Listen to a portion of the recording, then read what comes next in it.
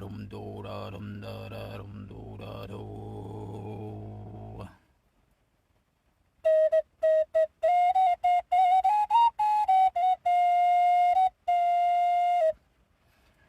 Da dun da da da dun do.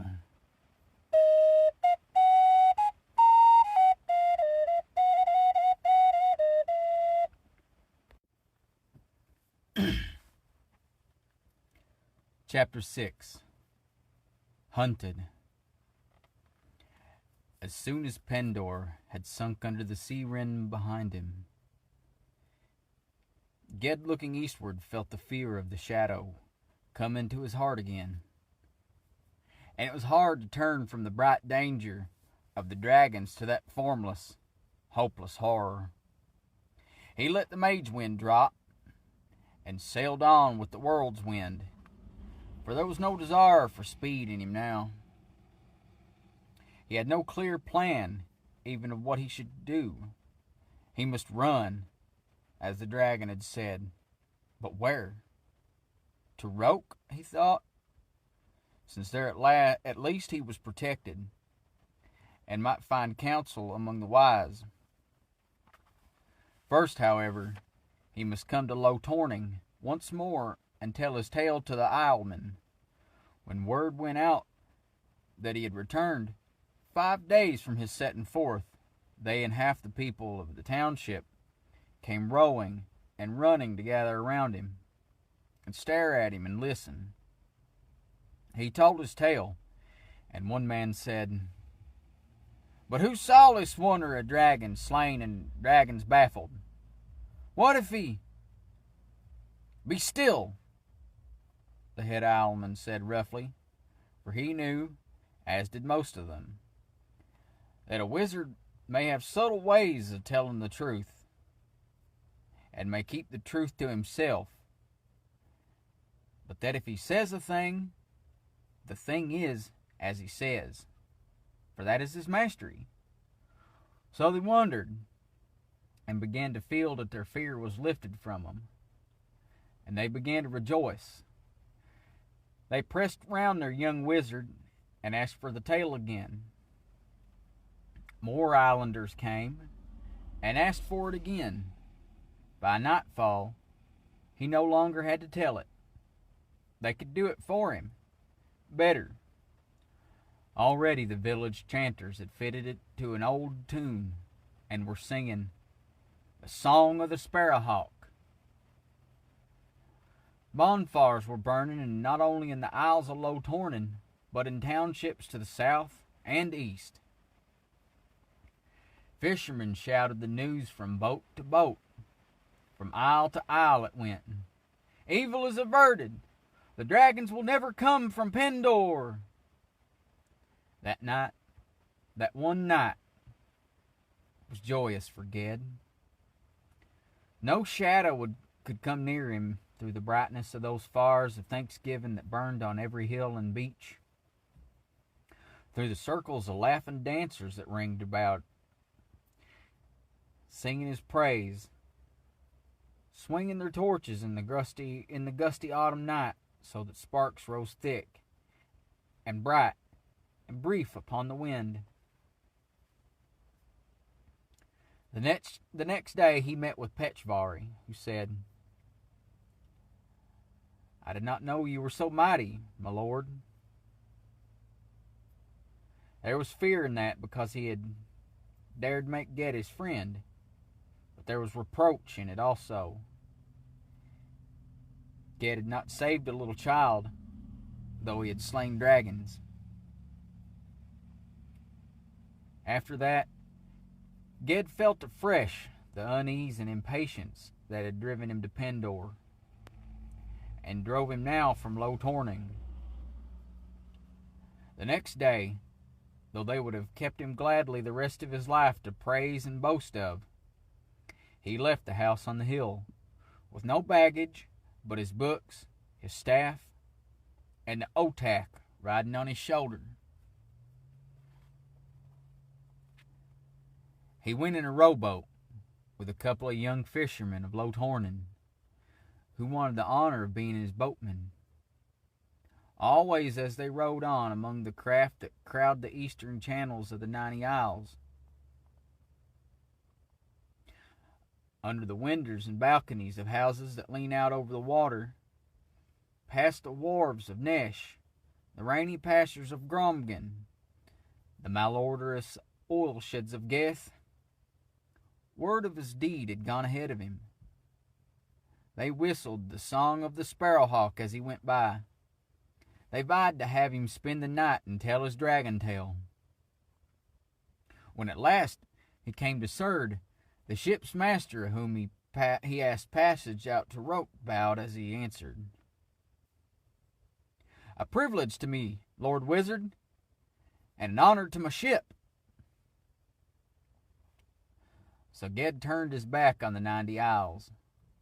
But even as the ship turned from Serd in her port and raised sail, a wind came up hard from the east against her.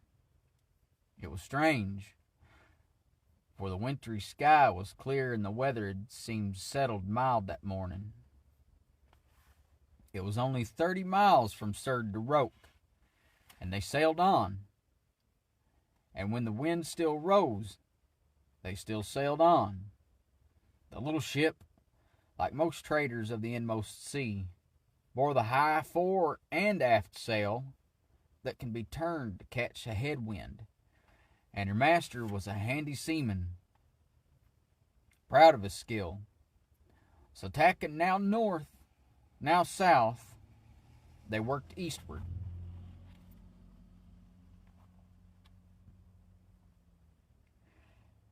Clouds and rain came up onto the wind, which veered and gusted so widely that there was considerable danger of the ship jibing. "Lord Sparrowhawk," said the ship's master to the young man, whom he had beside him in the place of honor in the stern, though small dignity could be kept under that wind and rain that wet them all to a miserable sleekness in their sodden cloaks. "Lord Sparrowhawk, might you say a word to this wind, maybe?"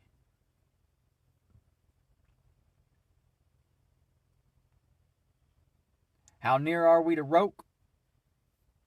"Better than halfway, but we've made no headway at all in this past hour, sir."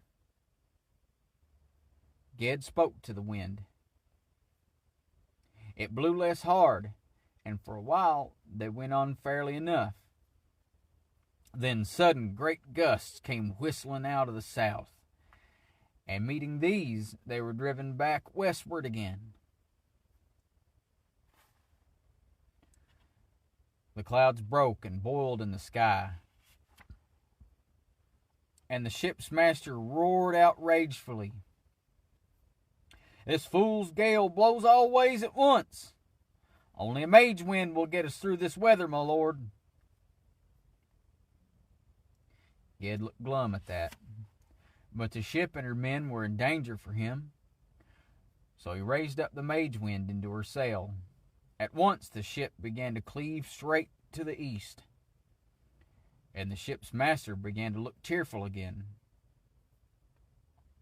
But little by little, though Ged kept up the spell, the mage wind slackened, growing feebler, until the ship seemed to hang still on the waves for a minute, her sail drooping, amid all the tumult of the rain and gale.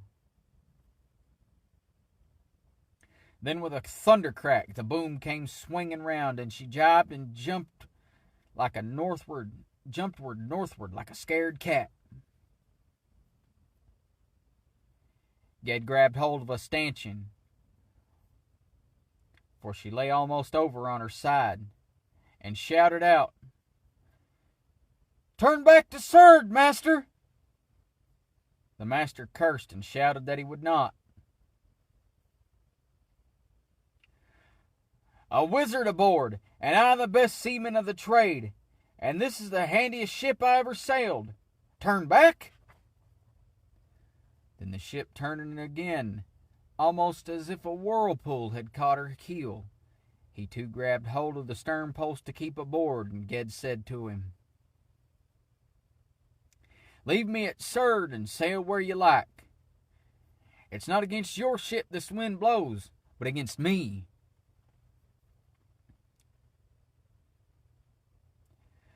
Against you, a wizard of Roke? Have you never heard of the Roke Wind, master? Aye, that keeps off evil powers from the Isle of the Wise. But what has that to do with you, a dragon tamer?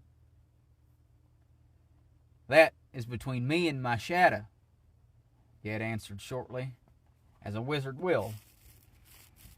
And he said no more as they went swiftly, with a steady wind and under clearing skies, back over the sea to Serd.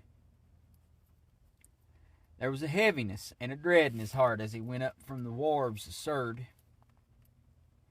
The days were shortening into winter, and dusk came soon. With dusk, Ged's uneasiness always grew. And now the turning of each street seemed a threat to him. And he had to steel himself not to keep looking back over his shoulder at what might be coming behind him. He went to the sea house of Serd, where travelers and merchants are together of good fare provided by the township.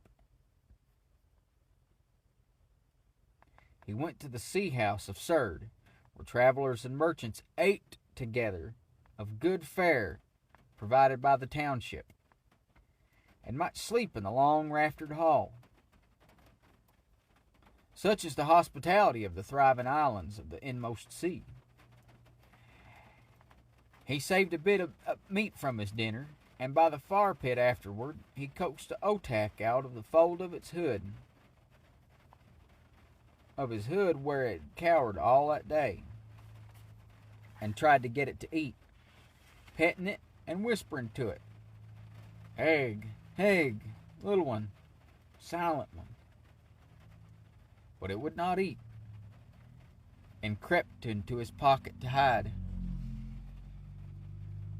By that, his own dull uncertainty,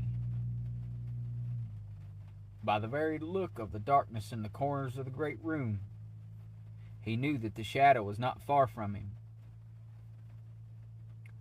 No one in this place knew him. They were travelers from other isles who had not heard the song of the sparrowhawk. None spoke to him. He chose a pallet at last and lay down. But all night long he lay with open eyes there in the raftered hall among the sleep of strangers. All night he tried to choose his way, to plan where he should go, what he should do. But each choice, each plan was blocked by a foreboding of doom. Across each way he might go lay the shadow. Only Roke was clear of it, and to Roke he could not go, forbidden by the high and woven ancient spells that kept the perilous island safe. That the Roke wind had risen against him was proof the thing that hunted him must be very close upon him now. That thing was bodiless, blind to sunlight, a creature of a lightless, placeless, timeless realm. It must grope after him through the days and across the seas of the sunlit world, and could take visible shape only in dream and darkness. It had as yet no substance or being that the light of the sun would shine on. And so it is sung in the deed of Hode. Daybreak makes all earth and sea. From shadow brings forth form, driving dream to the dark kingdom.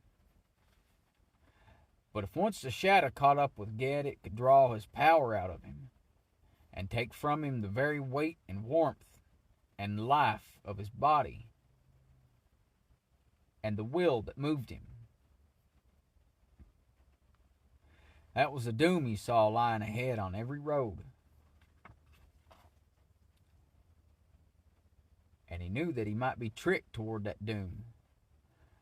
For the shadow, growing stronger always as it was nearer him, might even now have strength enough to put evil powers or evil men to its own use, showing him false portents or speaking with a stranger's voice. For all he knew, in one of these men who slept in this corner or that of the raftered hall of the sea house tonight, the dark thing lurked, finding a foothold in a dark soul, and there waiting and watching Ged and feeding, even now, on his weakness, on his uncertainty, on his fear. It was past bearing. He must trust to chance and run wherever chance took him.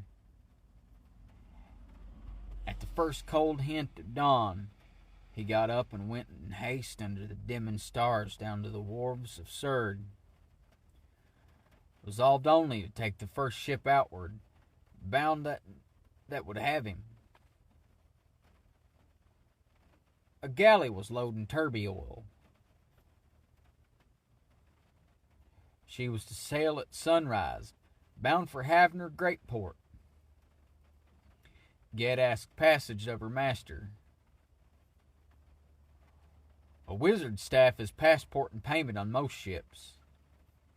They took him aboard willingly, and within that hour the ship set forth. Ged's spirits lifted with the first lifting of the 40 long oars, and the drum beat that kept the stroke made a brave music to him. And yet he did not know what he would do in Havnor, or where he would run from there. Northward was as good as any direction. He was a northerner himself. Maybe he would find some ship to take him on to Gaunt from Havner, and he might see Ogion again. Or he might find some ship going far out into the reaches. So far the shadow would lose him and give up the hunt. Beyond such vague ideas as these, there was no plan in his head, and he saw no one course that he must follow, only he must run.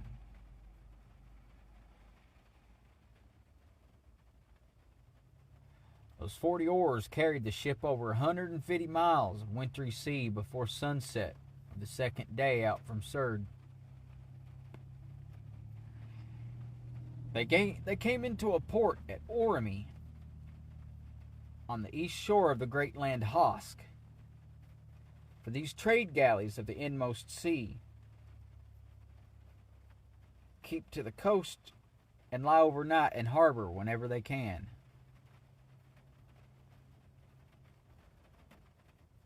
Ged went ashore, for it was still daylight, and he roamed the steep streets of the port town.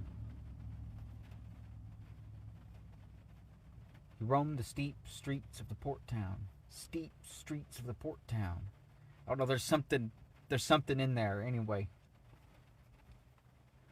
For it was still daylight, and he roamed the steep streets of the port town, aimless and brooding.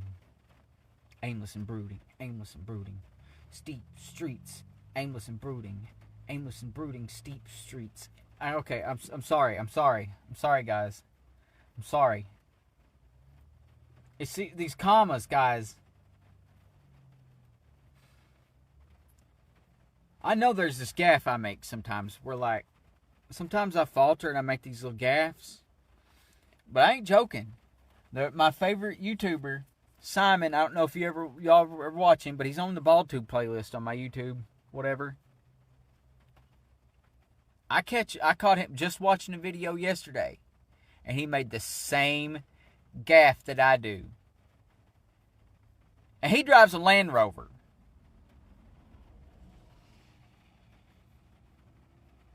So I don't feel bad about my little gaffes sometimes, no, every now and then happening. Because you can tell where the video cuts a lot. sometimes. They're cuts, jump cuts and stuff.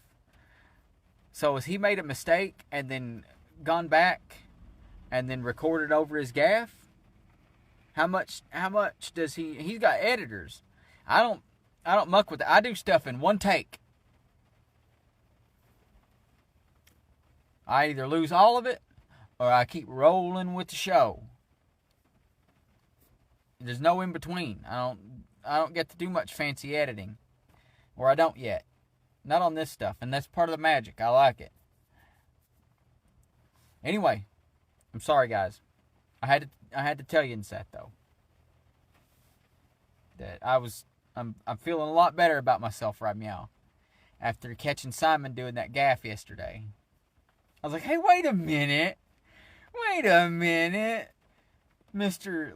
Englishman living in Prague, driving a Land Rover, having a country house and a regular house and an office, and paying multiple riders and having your own merch and junk. Yeah. Okay, back to it. Ordermeet is an old town built heavily of stone and brick, walled against the lawless lords of the interior of Hosk Island. The warehouses on the docks are like forts, and the merchants' houses are towered and fortified. Yet to Ged wandering through the streets, these ponderous mansions seemed like veils, behind which lay an empty dark, and people who passed him, intent on their business, seemed not real men, but voiceless shadows of men. As the sun set, he came down on the wharves again. And even there, in the broad red light and wind of the day's end, sea and land alike to him seemed dim and silent. Where are you bound, Lord Wizard? So one hailed him suddenly from behind. Turning, he saw a man dressed in gray, who carried a staff of heavy wood that was not a wizard's staff. The stranger's face was hidden by his hood from the red light, but Ged felt the unseen eyes meet his. Starting back, he raised his own yew staff between him and the stranger. Mildly, the man asked, "What do you fear?" "What follows behind me." "So? But I'm not your shadow." Ged stood silent. He knew that this man, whatever he was not what he feared. He was no shadow or ghost or Gebeth creature. Amidst the dry silence and shadowiness that had come over the world, he even kept a voice and some solidity. He put back his hood now. He had a strange, seamed, bald head, a lined face. Though age had not sounded in his voice, he looked to be an old man. "I do not know you," said the man in gray, "yet I think perhaps we do not meet by chance. I heard a tale once of a young man, a scarred man, who won through darkness to great dominion, even to kingship. I do not know if that is your tale, but I will tell you this. Go to the court of the Terranon if you need a sword to fight shadows with. A staff of yew wood will not serve your need." Hope and mistrust struggled in Ged's mind as he listened. A wizardly man soon learns that few indeed of his meetings are chance ones, be they good or for ill. In what land is the court of the Taranon? In Oskill. The sound of that name Ged saw for a moment, by a trick of memory. A black raven on green grass spoke up at him, sidelong with an eye like polished stone, and spoke. But the words were forgotten.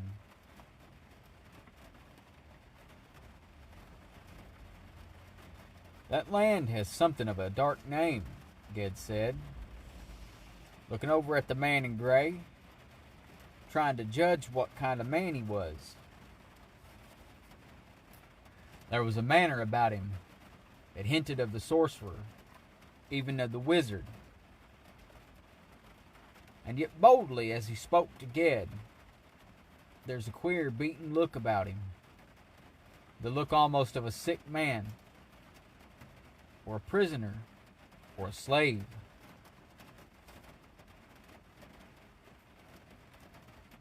You are from Roke, he answered. The wizards of Roke give a dark name to wizardries other than their own. What man are you? A traveler, a trader's agent from Oskill. I'm here on business, said the man in gray.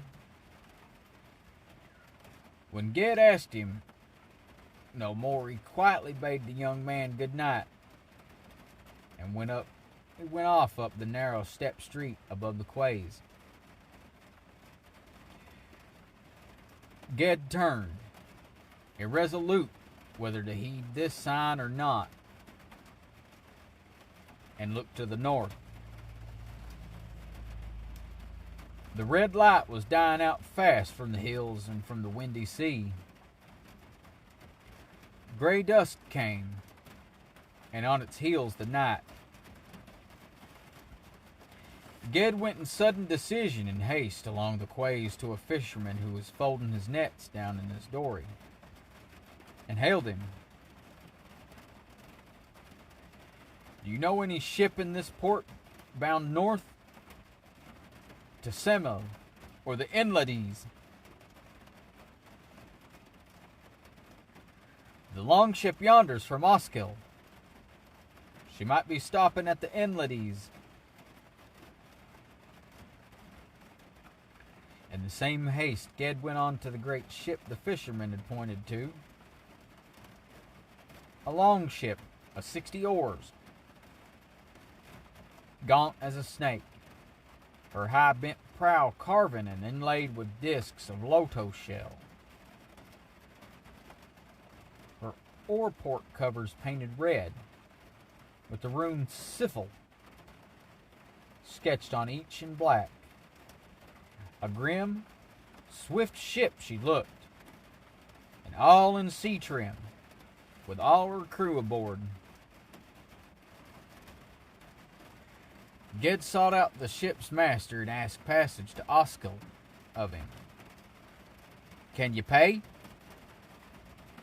I have some skill with winds. I'm a weather worker myself. You have nothing to give? No money? In Low Tornin, the Islemen had paid Ged as best they could with the ivory pieces used by traders in the archipelago. He would take only 10 pieces, though he knew they wanted to give him more. He offered these now to the Oskillian, but he shook his head. We do not use those counters. If you have nothing to pay, I have no place aboard for you. Do you need arms? I have rowed in a galley. Aye, we're short 2 men. Find your bench then, said the ship's master, and paid him no more heed. So, laying his staff and his bag of books under the rower's bench, Ged became for 10 bitter days of winter an oarsman of that northern ship. They left Orderme at daybreak, and that day Ged thought he could never keep up his work. His left arm was somewhat lamed by the old wounds in his shoulder, and all his rowing in the channels about Low Tornin had not trained him for the relentless pull and pull and pull at the long galley oar to the beat of the drum. Each stint at the oars was of 2 or 3 hours, and then a second shift of oarsmen took the benches. But the time of rest seemed only long enough for all Ged's muscles to stiffen. And then it was back to the oars. And the second day of it was worse. But after that he hardened to the labor and got on well enough. There was no such comradeship among his crew as he had found aboard Shadow, and when he first went to rope. The crewmen of Andradian and Gontish ships are partners in the trade, working together for a common profit, whereas traders of Oskill use slaves and bondsmen or hire men to row, paying them with small coins of gold. Gold is a great thing in Oskill, but it is not a good source of fellowship there, or amongst the dragons, who also prize it highly. Since half this crew were bondsmen, forced to work, the ship's officers were slave masters, and harsh ones. They never laid their whips on the back of an oarsman who worked for pay or passage. But there will not be much friendliness in a crew of whom some are whipped and others are not. Ged's fellers said little to one another, unless to him. They were mostly men from Oskill, speaking not the Hardic tongue of the archipelago, but a dialect of their own. And they were dour men, pale-skinned with black, drooping mustaches and lank hair.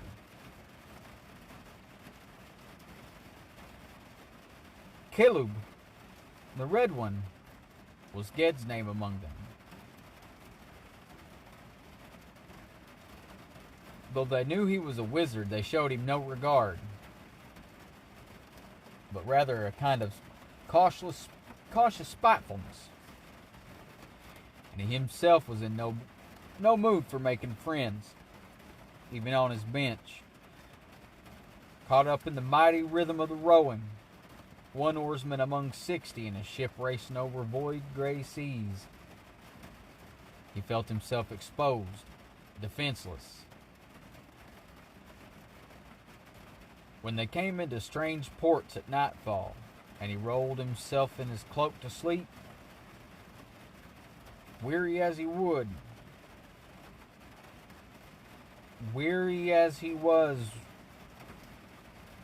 he would dream. When they came into strange ports at nightfall, and he rolled himself in his cloak to sleep, weary as he was, he would dream.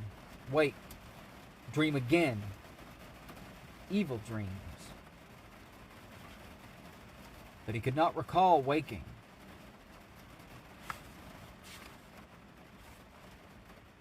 Though they seemed to hang about the ship and the men of the ship, so that he mistrusted each one of them.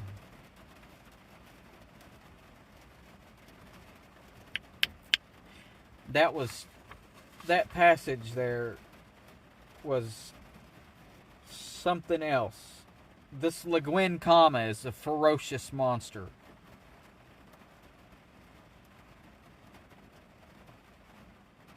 She loves run-on sentences.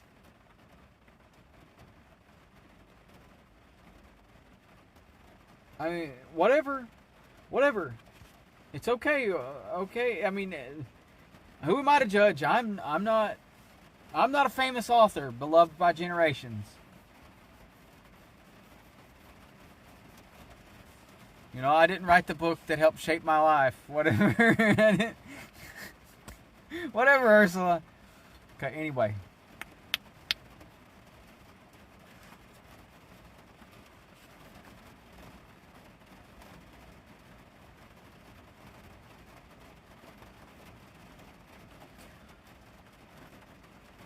All the Oskillian freemen wore a long knife at the hip, and one day, as his oar shift shared their noon meal of one of these men asked Ged, "Are you slave or oathbreaker, Kelub?"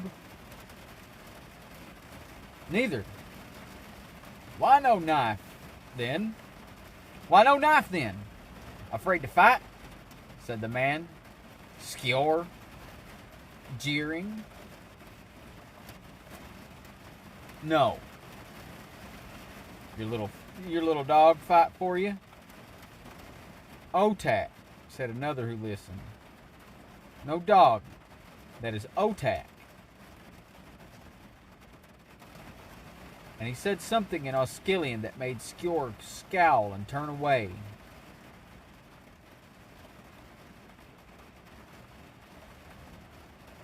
Just as he turned, Ged saw a change in his face, a slurring and shifting of the features, as if for a moment something had changed him, used him, looking out through his eyes sidelong at Ged.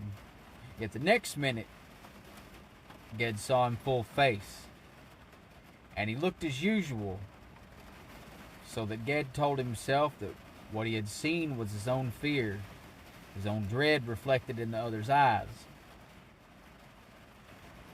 But that night, as they lay in port in Essen, he dreamed, and Skjor walked in his dream. Afterwards, he avoided the man the best as he could, and it seemed also that Skjor kept away from him, and no more words passed between them.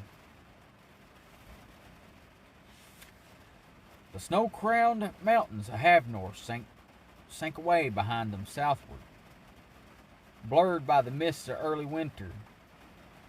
They rode on past the mouth of the Sea of Ea, where long ago Elfaron was drowned, and past the Enlades.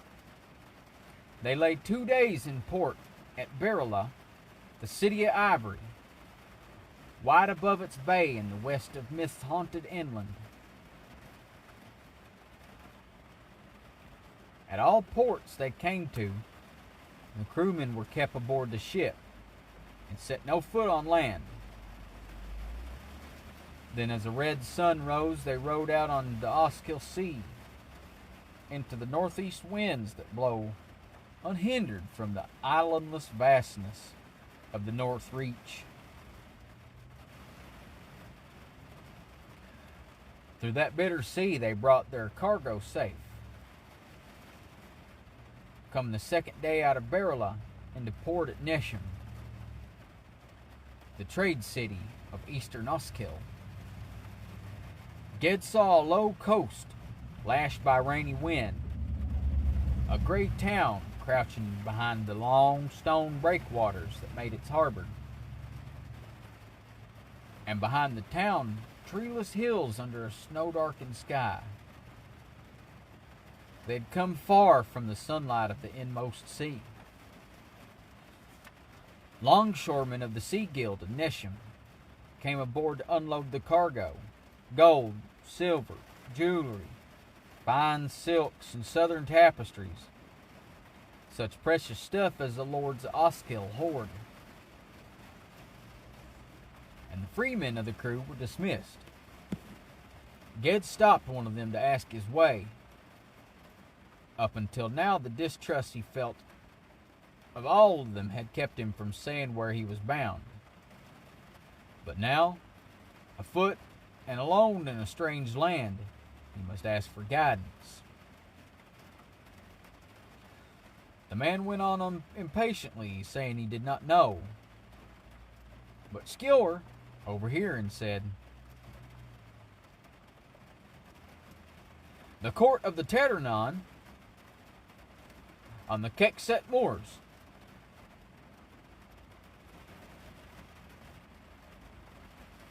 "I go that road." Kekset Moors. "I go that road." Skjor's was no company Ged would have chosen. But knowing neither the language nor the way, he had small choice. Nor did it much matter, he thought. He had not chosen to come here. He had been driven, and now was driven on. He pulled his hood up over his head, took up his staff and bag, and followed the Oscullion through the streets of the town and upward into the shadowy hills. The little Otak would not ride on his shoulder, but hid in the pocket of his sheepskin tunic, under his cloak, as was its wont in cold weather. The hills stretched out into bleak rolling moorlands as far as the eye could see.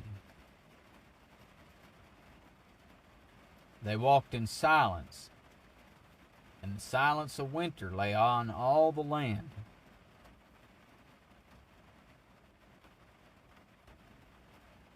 "How far?" Ged asked after they had gone some miles, seeing no sight of village or farm in any direction, and thinking they had no food with them. Skjor turned his head a moment, pulling up his own hood, and said, "Not far." It was an ugly face, pale, coarse, and cruel. But Ged feared no man, though he might fear where such a man would guide him. He nodded, and they went on. Their road was only a scar through the waste of thin snow and leafless bushes. From time to time, other tracks crossed it or branched from it. Now that the chimney smoke of Nisham was hidden behind the hills in the darkening afternoon, there was no sign at all of what way they should go, or had gone. Only the wind blew always from the east. But when they had walked for several hours, Ged thought he saw, away off on the hills in the northwest where their way tended, a tiny scratch against the sky, like a tooth, white. But the light of the short day was fading, and on the next rise of the road he could make out the thing, tower or tree or whatever, no more clearly than before. "Did we go there?" he asked, pointing. Skjor made no answer, but plodded on, muffled in his coarse cloak with its peaked, furred Oscullion hood. Ged strode on beside him. They had come far, and he was drowsy with the steady pace of their walking, and with the long weariness of hard days and nights in the ship. It began to seem to him that he had walked forever, and would walk forever beside this silent being through a silent, darkening land.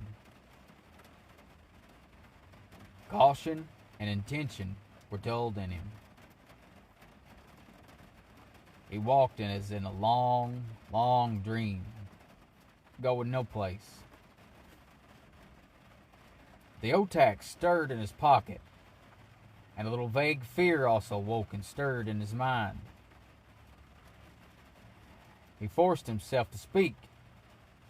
"Darkness comes, and snow. How far, Skjor?" After a pause, the other answered, without turning, "Not far."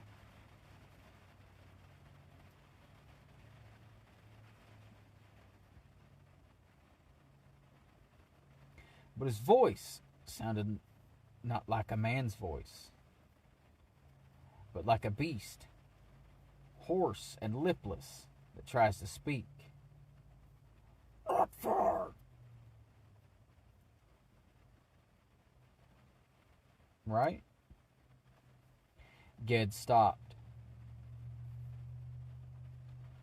All around stretched empty hills in the late dusk light, Sparse snow whirled and a little fallen. "Skjor!" he said. And the other halted and turned. There was no face under the peaked hood. Before Ged could speak, spell, or summon power, the Gebeth spoke, saying in its hoarse voice, "Good."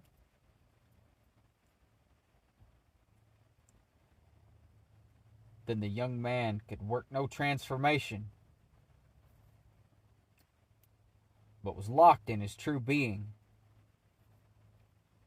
and must face the Gebeth thus defenseless.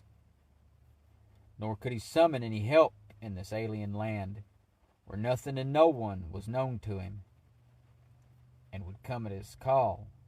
He stood alone, with nothing between him and his enemy but the staff of yew wood in his right hand.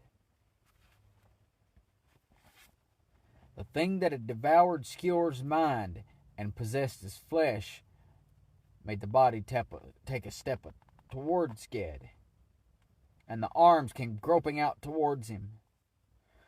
A rage of horror filled Ged, and he swung up and brought down his staff, whistling on the hood that hid the shadow face.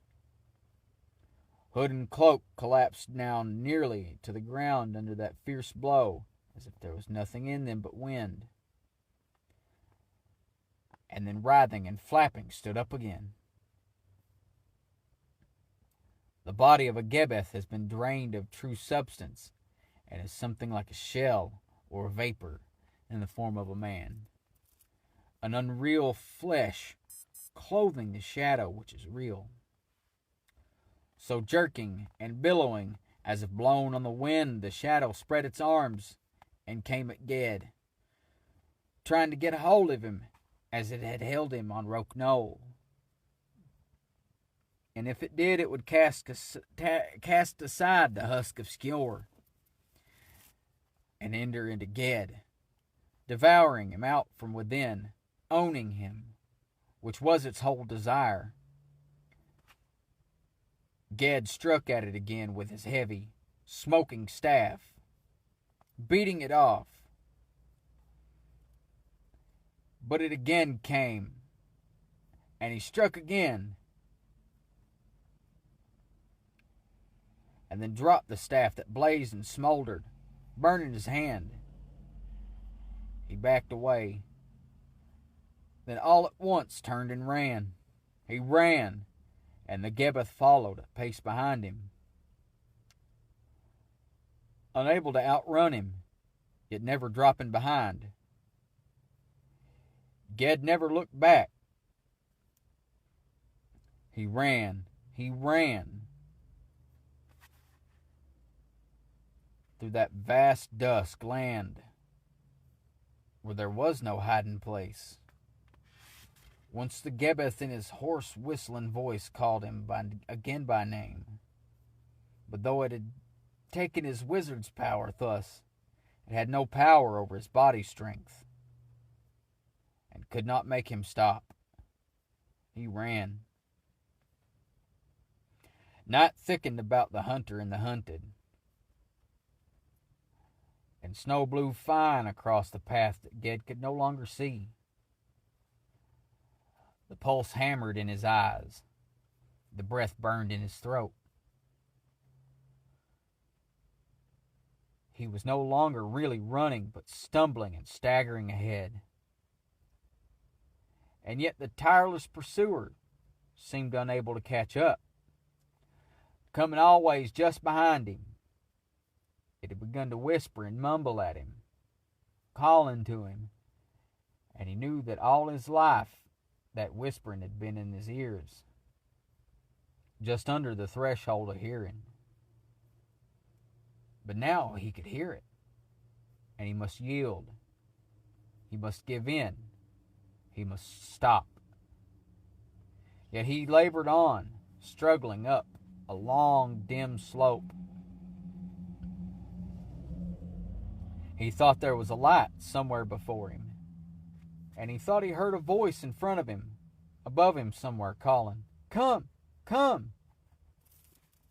He tried to answer, but he had no voice. The pale light grew certain, shining through a gateway straight before him, and he could not see the walls, but he saw the gate. At the sight of it he halted, and the Gebeth snatched at his cloak, fumbled at his sides, trying to catch hold of him from behind. With the last strength in him, Ged plunged through that faint shining door.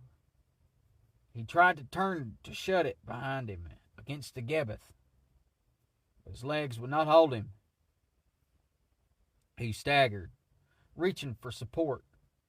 Lights swam and flashed in his eyes. He felt himself falling, and he felt himself caught even as he fell. But his mind, utterly spent, slid away into the dark.